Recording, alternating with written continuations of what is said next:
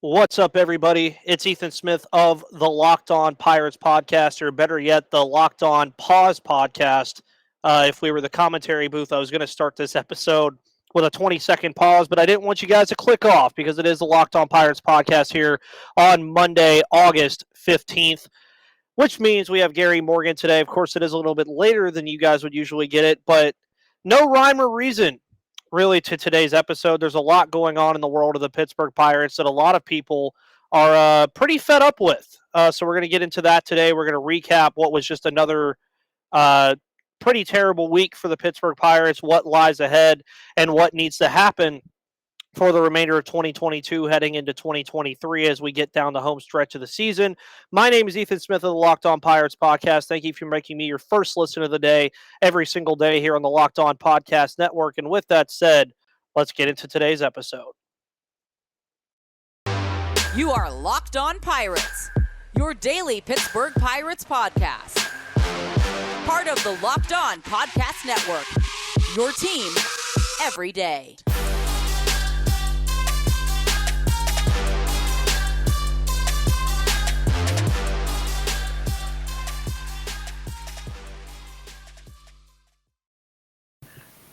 All right.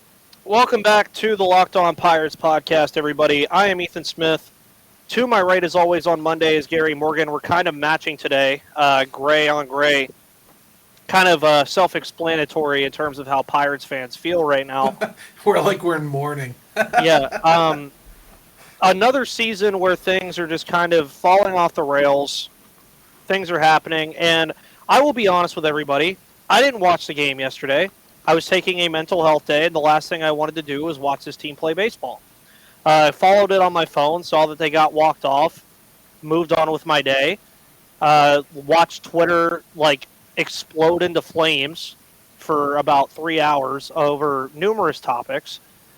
So, Gary, before we got on today, I think it's hilarious. If you do not mind me reading the text message that Gary sent me when we were scheduling this today, he said, "Sure, and I'm fired up. Be prepared." So this is where I'll kind of let Gary just have the floor because he, I would assume, watched the game yesterday. What were your thoughts on the happenings of yesterday among Pirates baseball? I mean, yesterday is one example of a really, really bad week. Really, really bad road trip. One that was predictable from the very beginning of it. As evidenced by, if you go back on my Twitter long enough, I think I said before it even started, boy, it sure seems stupid to be going into it on game 2 planning for a bullpen game. Mm-hmm. Little did I know they would go ahead and keep that the entire time. And do it 3 times during this road trip. They've doomed their bullpen. Mm-hmm. And they paid for it yesterday. Because they had no choice but to put Will Crow back out there for a second inning. Who else did they have? They killed their bullpen. They did it to themselves. I mean... Yeah, it sucks. And the funny thing is, it's an easy fix. Even Ben Cherington, as I was reading yesterday, I believe, was put on the record as saying... Rowanzi doesn't have a lot more adjusting to do. He's done the job that he was supposed to do in AAA. Then why isn't he here? He's the second best pitcher on this roster, starting pitcher, by what I would say a pretty large margin.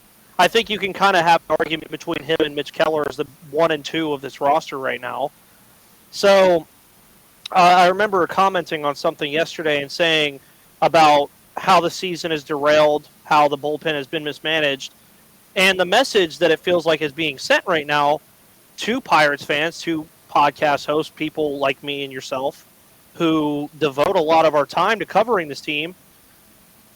A top 2 starting pitcher on your roster has been rotting away in AAA after you were concerned about his innings count, but he's still throwing 5 or 6 innings a game in AAA, and shockingly enough, everybody, Jack Sawinski still has the most home runs among all National League rookies right now. And he has not been on the team in almost 2 months. And he's not here either. You can argue things like that, though. Rowanzi, I understood wanting to limit his innings. I really did. But limit his innings then. Limit his innings in a place where he can help the team. They're not teaching him anything new. Come on now. Is there some refinement that can be done to some of his breaking pitches? Sure there is. You know who else can refine some of their breaking pitches? Jacob deGrom. Every pitcher in the league is working constantly to refine their pitches. You don't need to go down to do that. Rowanzi has more than proven he's a Major League Baseball player. We all know what they did. We all know why they did it. I'm tired of even repeating the company line of why they're doing it. I understood why he needed a break, but it could have been done up here just the same. Yeah. And it's frustrating to watch. Jack Sawinski, the kid's striking out a ton, even in AAA. You know, there's a reason to send him down, to try to work on that stuff. I understood it. It's not taking. Don't you at least want to get his power up here? Yeah. Shouldn't your major league staff be able to help him with that same issue? I would think so. So, you know, the other side of that, too, is you can't have a guy like Josh Van Meter on your team when you have, honest to God, better players in the minor leagues. Yeah. You can get away with Josh Van Meter on your team if this is 2 years ago and the whole system is in Greensboro or below. That's not the case now. No. Enough. Enough is enough. I think there's a real suggestion about Josh Van Meter specifically. I know he was a major topic of conversation because I didn't watch the game as it was happening. I did rewatch it last night. So I watched it after it was done, and there was no excuse for that play at the end of the near the end of the game. There just wasn't. No, there was no excuse for the dropped pop-ups earlier by other players or the 0 for 5 performance from O'Neal Cruz. There's no way to sit there and pinpoint that loss on one player. Mm-hmm. But the fact that he's here, doing nothing, and then contributes directly to losing a game, nobody's going to deal with that well. This is not like Ke'Bryan Hayes booted a ball. It's Ke'Bryan Hayes. He's going to be here for 7 more years. I think we can all overlook the error. Whoops. Yeah. Josh Van Meter, though? No. Sorry. Hitting 186. I'm not going to be happy that you shuffled a ball over to O'Neal Cruz and made it so awkward to catch that he couldn't even get off a throw to first, even with his arm. Mm-hmm. Exactly. And, again, I think there's a real case to make that we've seen, as you mentioned already, you could count maybe even on more than one hand how many position players are in the minor leagues that are better than Josh Van Meter, that you can make a valid, strong argument to be on this team. We already saw one for a couple games in Liover Peguero. By no means is the guy ready for Major League Baseball yet. I will say that. Liover Peguero, I love the guy. He's not ready for it yet. But even he is still better than him.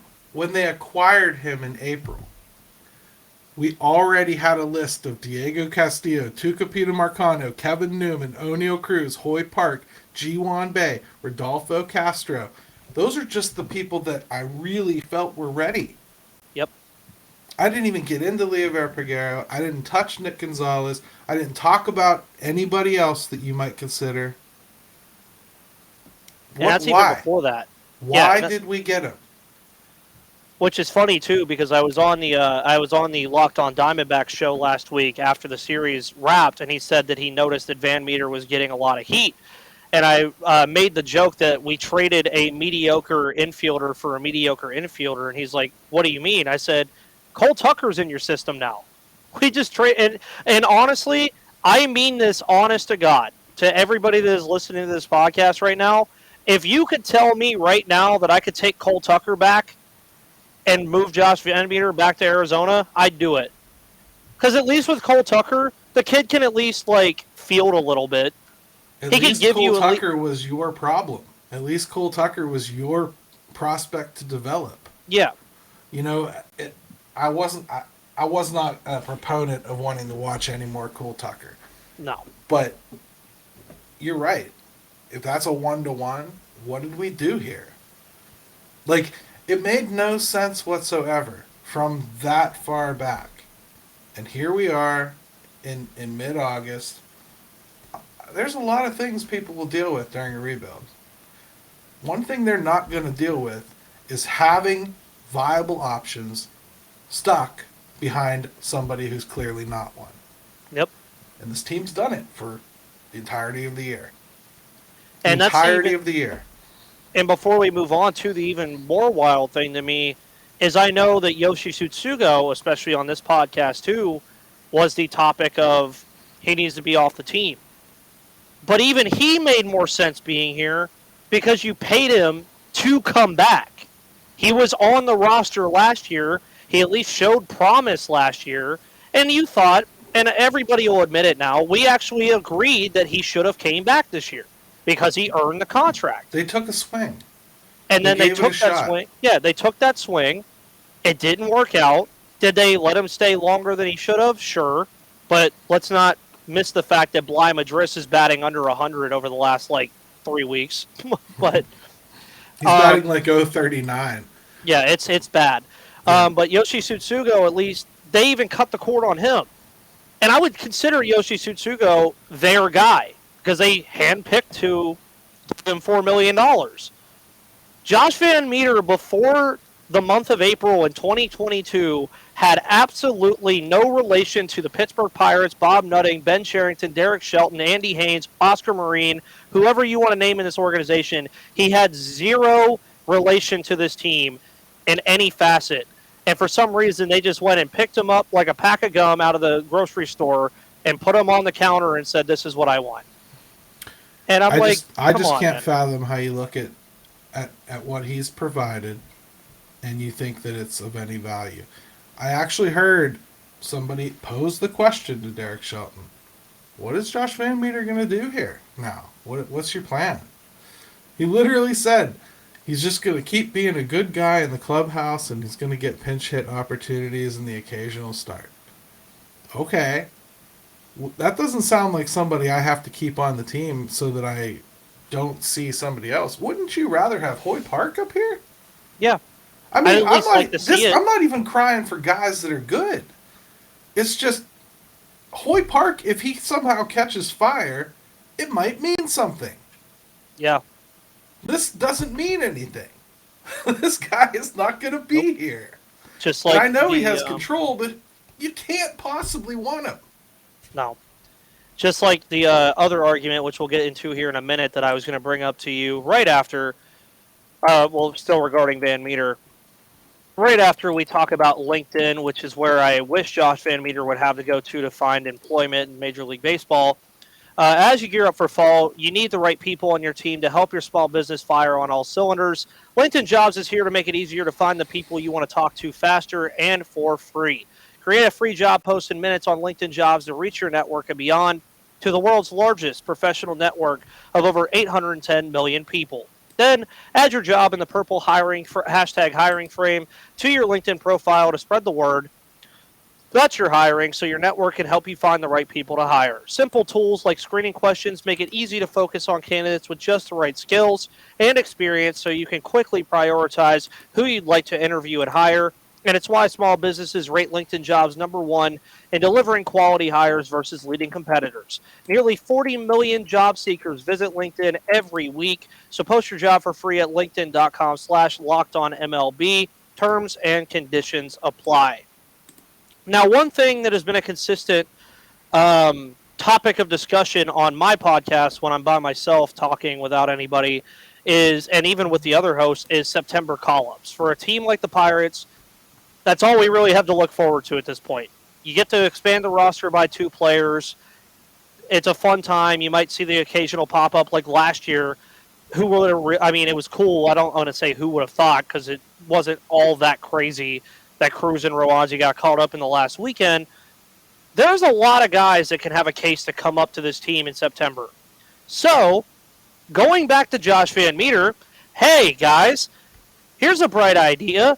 Get him off the 40-man roster, get him off the Major League roster, and then you don't only get to bring up 2 of these guys, but wait, you get to bring up 3. That sounds like a plan to me. Why not? It does, but who are they going to bring up? Like Sawinski, Castillo, Swaggerty. That's what I would guess. Okay, maybe. But Castillo hasn't really done anything since he's been demoted. I said Sawinski hasn't really fixed his strikeout issue, which, again, you might be fine with. I might be fine with. But he certainly hasn't fixed the issue he was sent down for, which was to be more selective. Mm-hmm. Right? Ji-hwan Bae is injured. Travis Swaggerty, I'm dumbfounded he's not here already. Like, I don't understand how he's gotten passed over multiple times. So, yeah. I mean, what makes me think that they're going to choose him when it comes to September call-up time? If you ask me, they're probably going to just bring up another couple pitchers. Like, you might see, like, Trey Magoo or Cam View, somebody like that, Cal Aldred. Yep. You might see somebody along those lines. Maybe you'll get like a cameo start for like Michael Burrows or Cody Bolton at the end of the season. Are they going to bring up a position player though? I don't know. I'm not going to bet on it. They haven't done a thing that's made sense all year with this roster to me. Fair. I mean, me and you talk about it all the time. I did see the lineup card before the game started yesterday, and the first thing that I said when I looked at the lineup card, I didn't even look at the rest of the names. The rest of the names could have been the Greensboro Grasshoppers roster on the Pittsburgh Pirates roster. I didn't look at anything else. I said, what in your right mind is going through your head, Derek Shelton, at putting O'Neal Cruz number 6 in the order? I mean, yeah. He's struggling, and then I get it. There's a kid who struck out 4 times and went 0 for 5. Yeah. So, I think, to be honest, O'Neal Cruz, he's suffering right now. I don't think that the hitting instruction is jiving with what he does.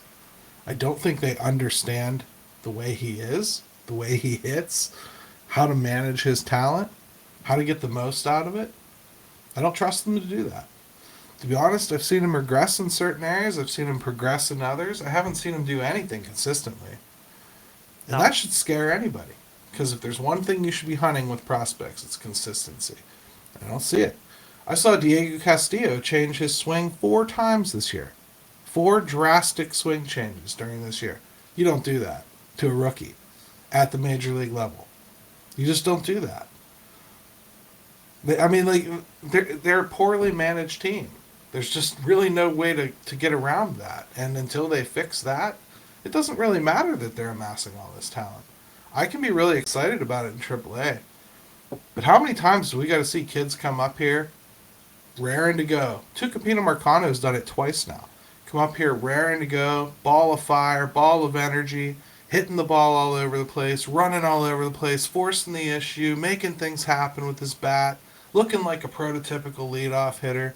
All of a sudden, they get in his ear, and a week or two later, he's barely swinging. He's taking everything. He's getting to 0-2 counts before he even sees a pitch worth handling. You can't explain bad coaching away. And the alternative is every single one of these players stinks. Which do you think is more likely? I would say that the former. Is it the former and the latter? Yeah, sorry. I was thinking in my head. No, and that's a conversation I was having with some people about the Pirates the other day, is why I have a light at the end of the tunnel with this team.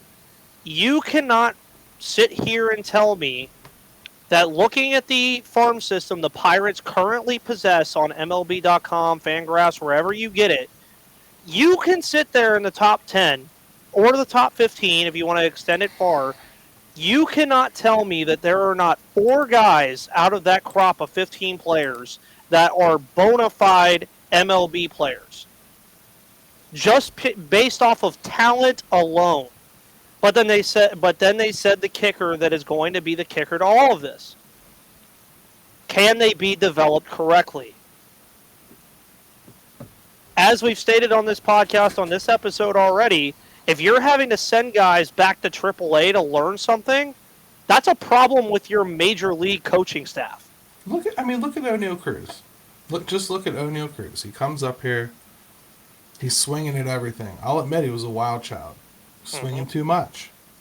Swinging at everything. In and out of the zone. Making contact here and there. When he's making contact, man, it goes. Because the kid can hit, right? So what's one thing you would never want to do with a kid that can threaten you with a bat like that? Teach him to not use it. So what does this team do? They go back to their dream. Their Daniel Vogelbach dream. You should take 3 pitches at least in every at-bat because you get 3 strikes, right? Mm-hmm. So I don't want you swinging at that first one. I don't want you swinging at that second one. And what do pitchers do, especially good pitchers, when they get an inexperienced batter down 0-2? They make him fish, right? Yep. Yeah. So that's all that's happening to him. They've made him so tentative now and afraid to pull the trigger that he just doesn't. And if he doesn't swing, I'm sorry, O'Neal Cruz is just a big, lurpy guy trying to play shortstop. Exactly. And remember when he got called up here, were saying, oh, there's going to be so many balls in the Allegheny. He can't do that if he doesn't swing. And don't get me wrong, I said this the other day too. O'Neal Cruz, for everything that it's worth, the guy can be a bona fide stud. He really can.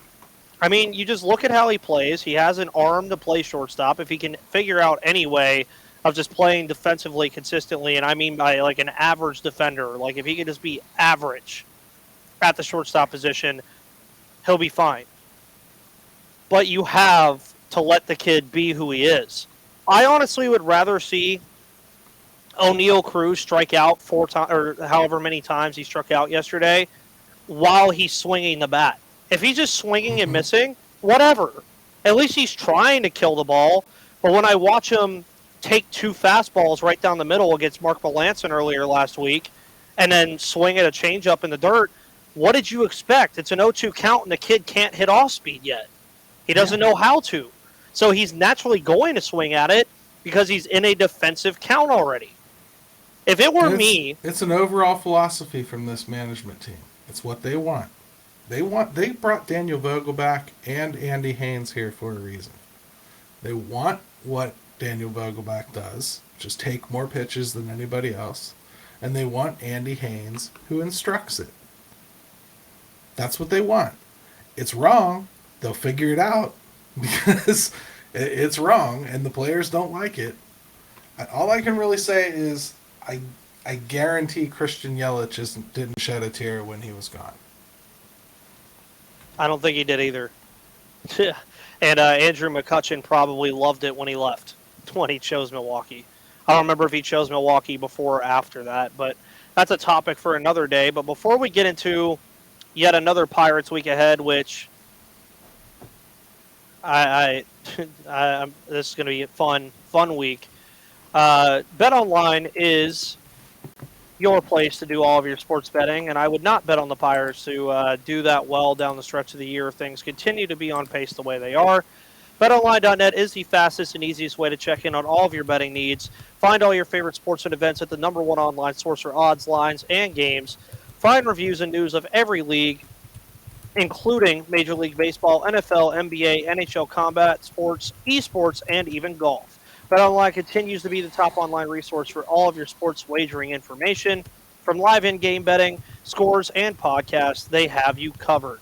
Head to BetOnline today or use your mobile device to learn more about the action happening today, and BetOnline is where the game starts.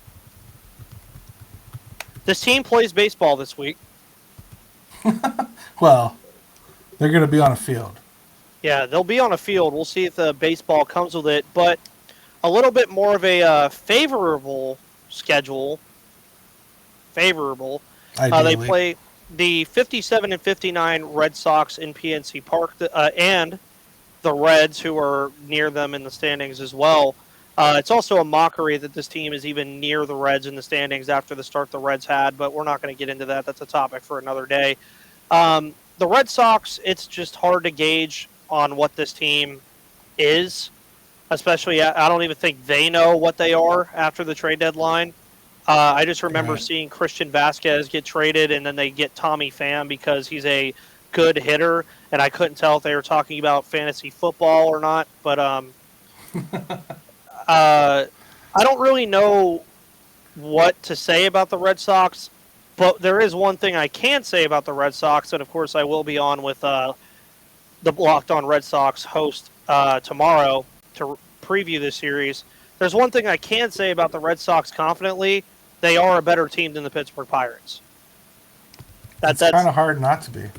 Yeah. Well, I mean, I guess the only other team I could say confidently right now is not better than the Pirates is Oakland and Washington.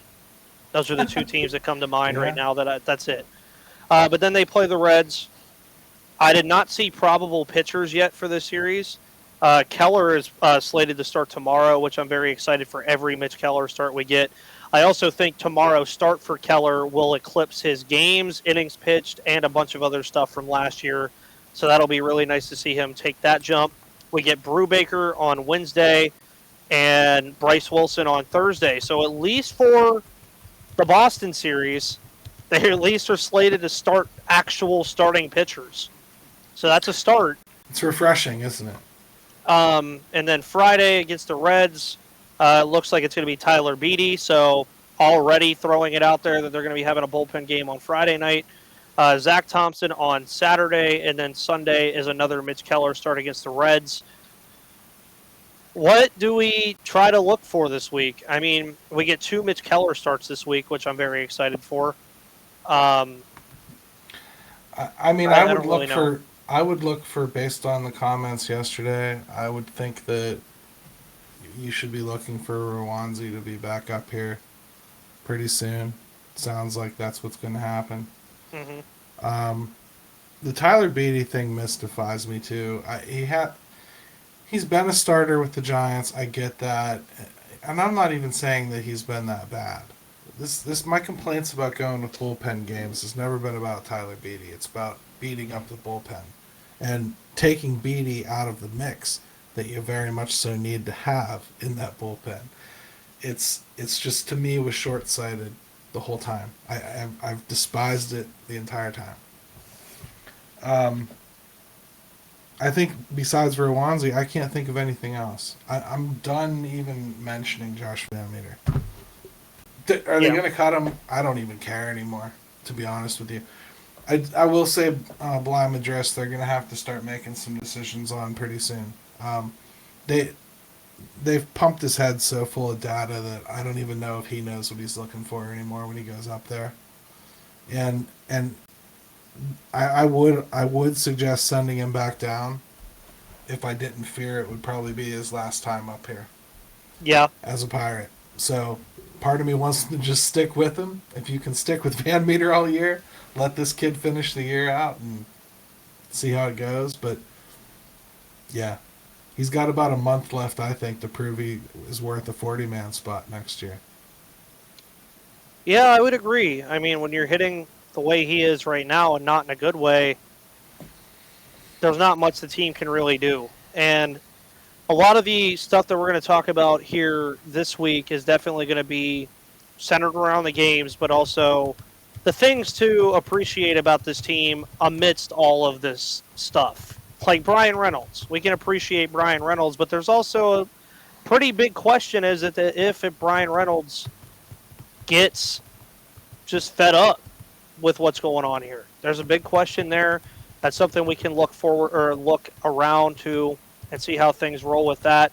I'm not even going to ask Gary for a prediction this week because I would just be remiss to even ask him if the Pirates are going to win a game this week. But try not to. You guys know me. I'm usually very optimistic, but when this team is basically giving me a message that it's not trying to win based off of countless things that you can look towards, it's kind of hard to be optimistic. But nevertheless, I will be here covering the Pittsburgh Pirates. As this catches your airwaves, I'm sure 5 Shots of 5 will come out probably about simultaneously with this episode, so you guys will see that over there at Bucks in the Basement with Gary. I will be on with Lauren Weiland of the Locked On Red Sox podcast. Make sure you give her a lot of love tomorrow on that episode. She recently got married, so appreciate her giving me the time of day for our episode tomorrow. But Pirates play tomorrow against Boston, 7:05, back in the friendly confines of PNC Park, as I put in quotations. But Any last things to say, Gary, before we sign off with the wonderful people? Yeah, I think there's a lot of good to take from watching young players. We should expect them to play like rookies, though. You shouldn't expect them to play super well. Yeah. I don't think just because people aren't playing great right now, it means they should be flushed and not return next year, or you should think that they're a waste. I remind you of Mitch Keller. You would not be seeing this Mitch Keller if anybody was quick on the trigger. Yep. So keep the faith a little bit with the players, but do keep in mind this team better start figuring out how to actually translate their vision onto the field. Mm-hmm. And that takes good coaching. I don't think they have good coaching. And I expect this GM to make changes. And if he doesn't, then you should hold the right person accountable. Because Bob Nutting has absolutely no clue who's coaching and has no input whatsoever on it. It's all Ben Cherington. Look in the right direction with your anger. And that's what we will do. That's what everybody should try to do. Guys, my name is Ethan Smith. That is Gary Morgan I am Ethan Smith of Locked On Pirates. That is Gary Morgan of the Pirates Fan Forum, Bucks in the Basement, a bunch of other stuff. Make sure you check him out. Come back tomorrow with our crossover with Locked On Red Sox, and we will see you on the flip side.